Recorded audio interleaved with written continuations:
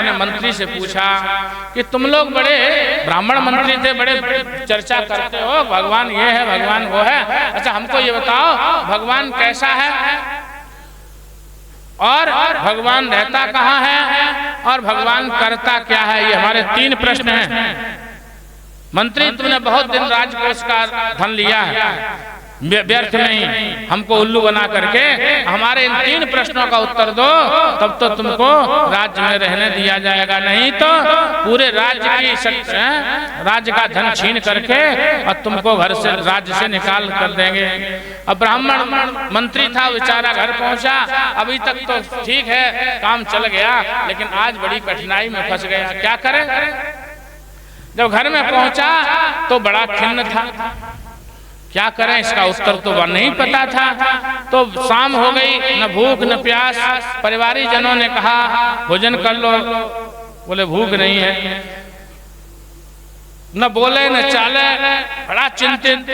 एक छोटा सा बालक था, क्यों परिचित, एक छोटा सा बालक था, घूमते फिरते आया तो परिवारों ने माँ ने कहा आज तुम्हारे पिताजी बड़े दुखी हैं, क्या बात है, हमको तो कुछ बता नहीं रहे, तुम जाओ पूछो क्या बात है। तो बालक ने जा करके वहाँ पूछा पिताजी बात क्या है, आज प्रतिदिन आप आते थे तो हमारे साथ खास प्रयास करते थे, आज एकांत में पड़े हुए बड़े चिंतित हैं, क्या बात है, कोई बात हो गई?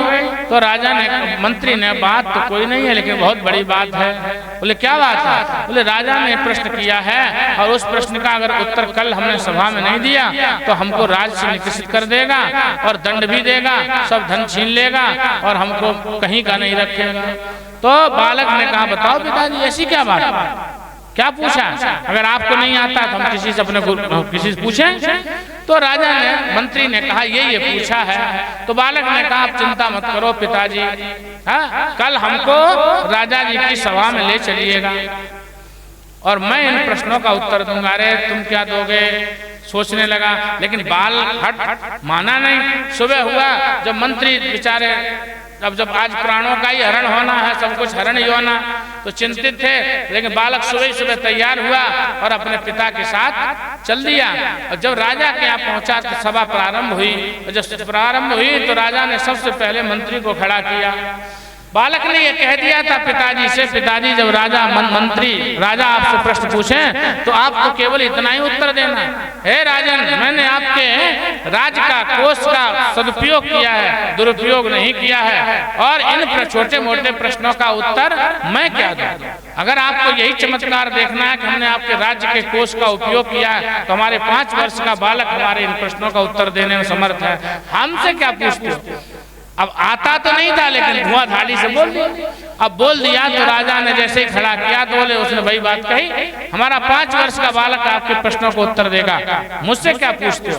बोले अच्छा कहाँ है, खड़ा किया गया बालक वहीं। अब बालक से कहा, बालक ने कहा पूछे राजन क्या पूछना चाहते हैं। तो राजा ने प्रश्न किया कि भगवान कैसा है और भगवान रहता कहाँ है और भगवान करता क्या है। तो भगवान रहता कहाँ है, राजा ने कहा। बोले ठीक है राजन, वैसे तो क्या बताऊं, हाँ? एक गिलास दूध मंगवाया जाए,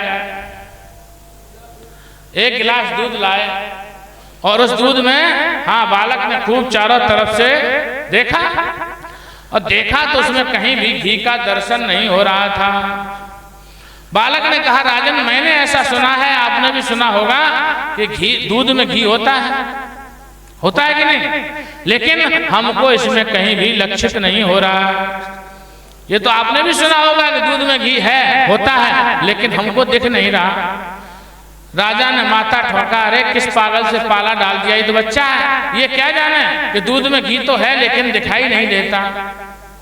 कैसे दिखाई देगा, तो ऐसे ही दिखाई देगा। तो राजा ने कहा इसको मथानी से मथो, इसको पहले गर्म करो, इसमें जामुन डालो और दही जमाओ और दही से मथानी से मथो, मक्खन होगा और मक्खन को गर्म करके तब घी की प्राप्ति होती है। बालक ने कहा राजन सावधान, यही तो मैं आपसे कहना चाहता हूँ, भगवान है कैसा और रहता कहाँ है, ये दोनों प्रश्नों का उत्तर इसी में है। भगवान रहता कहाँ है, भगवान ऐसे ही रहता है, सभी जीवों में भगवान भगवान निवास करता है, कहीं भी पृथकता से नहीं। जैसे हर दूध में मक्खन घी रहता है लेकिन लक्षित नहीं होता है, दिखाई नहीं देता, ऐसे समस्त सृष्टि में सर्वत्र भगवान है लेकिन दिखाई नहीं देता। अगर देखना है तो देखना है जैसे दूध में से घी को देखना है तो उसमें गर्म करो और उसमें दही जमाओ। ऐसे ही अगर आपको भगवान देखना है तो इस शरीर को गर्म करो। किससे गर्म करना है? तप से।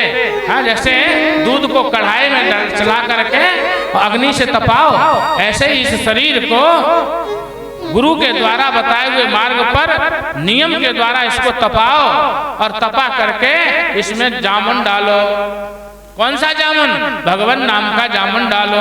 और भगवान नाम का जब जामुन डालोगे तो इसमें दही जमेगा। दही क्या है? दूध की अपेक्षा दही में स्थिरता होती है, गाढ़ापन होता है। ऐसे ही जब दूध में दही पड़ेगा तो स्थिरता आएगी। ऐसे ही जब जीवन में भगवान नाम पड़ेगा तो मन की चंचलता, वृत्तियों की चंचलता खत्म होगी और स्थिरता आएगी। भगवत गुणानुवाद में रमण करने की तीव्रता आएगी। और जब स्थिरता आ जाए तो इसमें हाँ मथानी चलाओ। मथानी क्या है? अहम ब्रह्मास्त्र वेद वाक्यों की, ऋषियों के वाक्यों की, सत्पुरुषों के वाक्यों की, गुरु आज्ञा की इसमें मथानी चलाओ।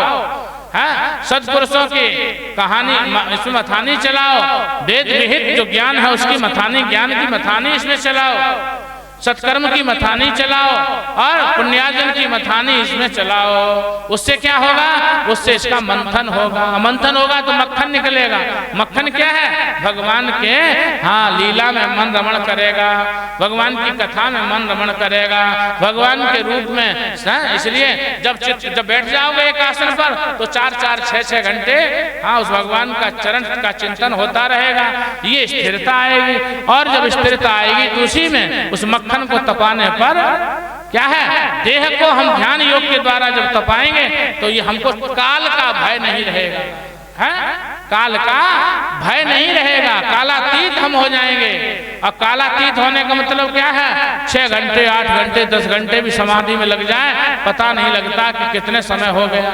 और जब ऐसी समाधि अवस्था होगी तो उसी में मक्खन जब तपेगा तो उसी में से वो घी हाँ प्रकट हो जाएगा। उसके लिए पृथकता की आवश्यकता नहीं है। ऐसे ही जैसे हम शरीर को तपाएं तो है तो घी लेकिन दिखता नहीं है। भगवान ये 2 प्रश्नों का उत्तर। बोले हो राजा तो माथा ठोका, बोले बालक तो तेज है। बोले अभी कोई बात नहीं, अभी एक और प्रश्न है कि भगवान करता क्या है। तो बालक ने कहा राजन वैसे तो आपको क्या बताएं, आप राजा हैं लेकिन आप में बुद्धि की बहुत कमी है। हाँ? आप में बुद्धि की बहुत न्यूनता है। राजा ने कहा क्या कहते हो? बोले मैं सही कह रहा हूँ, मैं ब्राह्मण बालक हूँ। हमारे पिता नित्य प्रति आपके यहाँ आते हैं, वो आपके सेवक हैं, नौकर हैं। मैं तो नहीं ना, मैं पहली बार आपके राज्य में आया हूँ और बिना सूचना के आया हूँ। आपके पास सूचना भी नहीं थी कि हमारे पिता अपने बेटों को लेके आएंगे। बिना सूचना के आया हूं और पहली बार आया हूं, इसलिए मैं आपका कौन हूं? अतिथि हूं। और अतिथि का सत्कार तो करना ही चाहिए। इसलिए आपने न कुछ खिलाया न पिलाया, क्या बात करते हो? हाँ तो ठीक है, समादर किया। और समादर किया। बोले अच्छा राजन एक बात बताइए, पूछने वाला कौन होता है, उत्तर देने वाला कौन होता है? पूछने वाला कौन है? शिष्य। और उत्तर देने वाला गुरु है कि नहीं? तो यहाँ गुरु शिष्य का संबंध है। बोले बिल्कुल है। बोले आप कौन है? बोले मैं पूछ रहा हूँ। बोला मैं कौन हूँ? बोले मैं उत्तर दे रहा हूँ। तो मैं कौन हुआ? बोले आप गुरु हुए। तो बोले गुरु नीचे और चेला ऊपर। गुरु तो नीचे खड़ा है और चेला बड़े ऊंचे सिंहासन पर बैठ करके प्रश्न पूछ रहा है। ये संवाद उचित है क्या? राजा ने कहा बिल्कुल गलत हो गई, गलती हो गई। बोले तो क्या करना चाहिए? वो तो राजा नीचे आ गया और बालक को सिंहासन पर बैठा दिया। अब बालक ने कहा राजन अब आप प्रश्न करिए। तो बालक ने कहा भगवान करता क्या है? अरे बड़े मूढ़, ये भी नहीं समझ आया कि भगवान क्या करता। भगवान जब करता है तो नीचे वाले को ऊपर और ऊपर वाले को नीचे।